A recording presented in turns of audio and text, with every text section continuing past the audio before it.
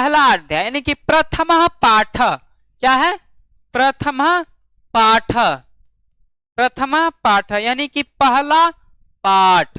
इसका हिंदी क्या होता है? एकदम सरल भाषा में पढ़ेंगे, आपको कहीं पर भी कोई परेशानी नहीं होने वाला है, एकदम तोड़ तोड़ के पढ़ेंगे कि प्रथम पाठ यानी कि पहला पाठ। इसका हिंदी क्या होता है? पहला पाठ। उसके बाद क्या है? मंगलम, मंगलम क्या है? मंगलम। इस अध्याय का नाम, आखिर पहला अध्याय जो है उसमें कोई ना कोई पाठ जो है उसका कुछ ना कुछ तो नाम तो होगा ना, उस अध्याय का नाम तो होगा ना है? जैसे मैथ में पढ़ते हैं त्रिभुज, वृत्त, ट्रिगोनोमेट्री, द्विघात समीकरण, बहुपद, तो एक नाम है ना। बायोलॉजी में पोषण, ये सब के बारे में पढ़ते हैं तो इसका तो एक नाम है ना। तो उसी तरह संस्कृत में भी पहला अध्याय जो है उसका बच्चों क्या नाम है? मंगलम।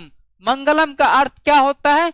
भगवान, यानी शुभ कार्य, यानी भगवान। आप क्या बोल सकते हैं? भगवान। मंगलम का अर्थ क्या होता है? भगवान। अगला, इसी मंगलम पाठ में हमारा जो हेडलाइन है, ठीक, शांति से सब सुनो, हल्ला मत करो, ठीक ना, शांति से यहाँ पे ध्यान दो।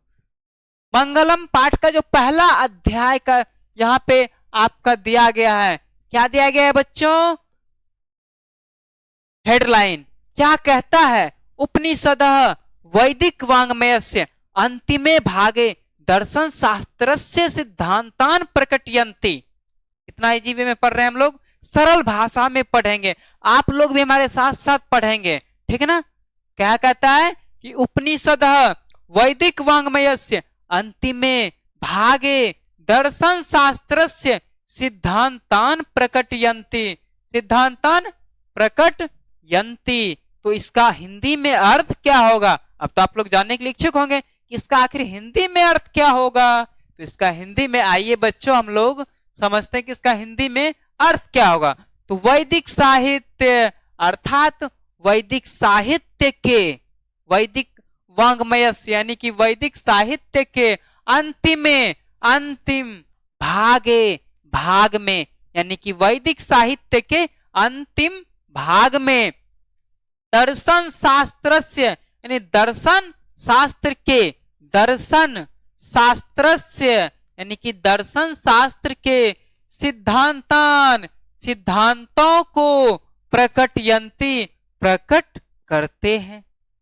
क्या एकदम आसान भाषा में समझ गए? क्या लिखा हुआ है ऊपर पे कि वैदिक वाङ्मयस्य, वैदिक वाङ्मयस्य अंतिमे भागे दर्शन शास्त्र से सिद्धांतान प्रकटयन्ति, यानी कि वैदिक साहित्य के अंतिम भाग में दर्शन शास्त्र के सिद्धांतों को प्रकट करते हैं।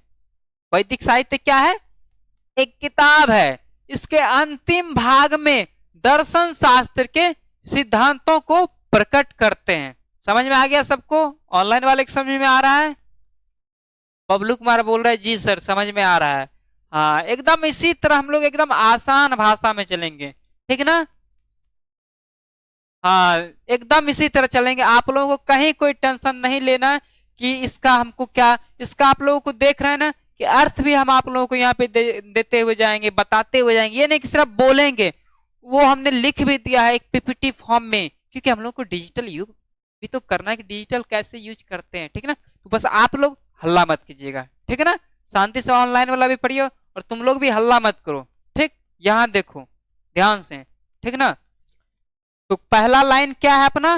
वैदिक वाङ्मयस्य, वैदिक वाङ्मयस्य अंतिमे भागे, भागे दर्शन शास्त्रस्य सिद्धांतान प्रकटयन्ति, यानी वैदिक साहित्य के अंतिमे, अंतिम भागे, भाग में दर्शन शास्त्र से यानी दर्शन शास्त्र के सिद्धांतान, सिद्धांतों को प्रकटयन्ति, प्रकट करते हैं।